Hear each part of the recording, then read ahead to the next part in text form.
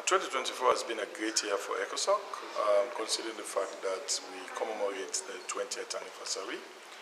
where ECOSOCC celebrates 20 years of existence and its contribution to African solidarity. But at the same time, there were key significant projects that we wanted to implement in the year 2024, such as the operationalization of the ECOSOCC National Chapter, which creates a platform for the African Union to get down to the citizens, one for purposes of accountability and popularization of AU programs and policy, but more fundamentally to be able to create a mechanism where we solicit input from African citizens to contribute into policy programs. The second aspect is the aspect of the harmonized accreditation mechanism. As you are aware, the African Union is one of the few multilateral institutions that does not have an harmonized accreditation mechanism to interface with civil society, to participate at the highest level of our engagement, let's say the Heads of State Summit or the Executive Council. And therefore, the Secretariat works tirelessly to ensure that we're able to develop this accreditation mechanism.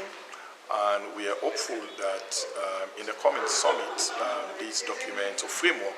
will be submitted for approval by the policy organ so that we can then move into its operationalization. And the last key operational framework is the diaspora legal framework. The African Union have the diaspora as the sixth region, and the significance of the diaspora within our development framework is very critical, and therefore institutions or organs like the African Union, ECOSOCC, that have made provision for diaspora, it is also important that we are able to determine the criteria for the diaspora participation and representation in the General Assembly and also in its leadership structure. So the framework also is an ongoing document, and we are also hopeful to be able to present that one to the policy organs of the African Union. Beyond that, in terms of our partnership engagement, I think we have expanded on the scope. We have established very strong relationship with many other multilateral institutions like the UN ECOSOC, the European Economic Social Committee, the China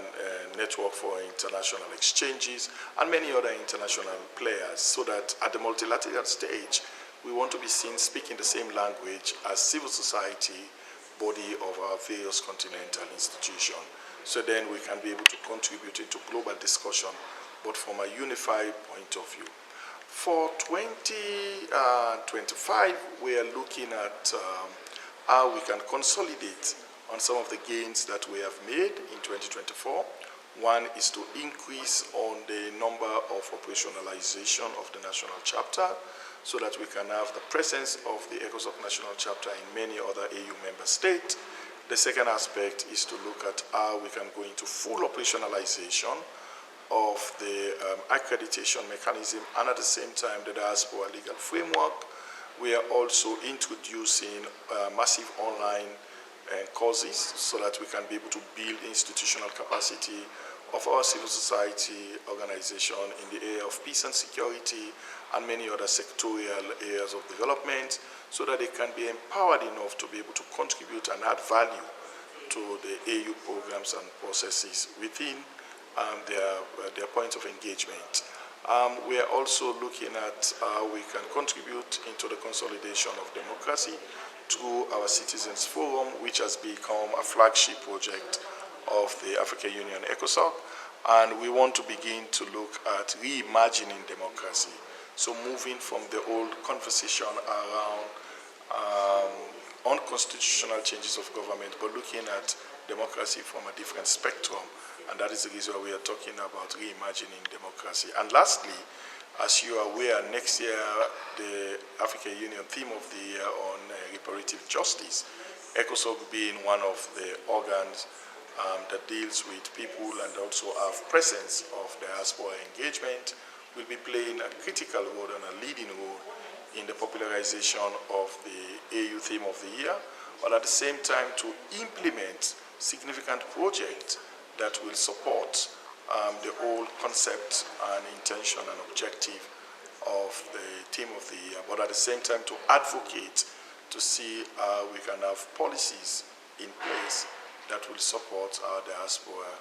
and colleagues and how we can address issues of reparative justice. So there is a lot more in stock, and we all say we ask the African citizen to stay in touch by checking on our various social media and our website, and you'll be able to have access to most of the things that we'll be doing in 2025. And we look forward to a brighter 2025 for the African Union and the African continent as a whole. Thank you.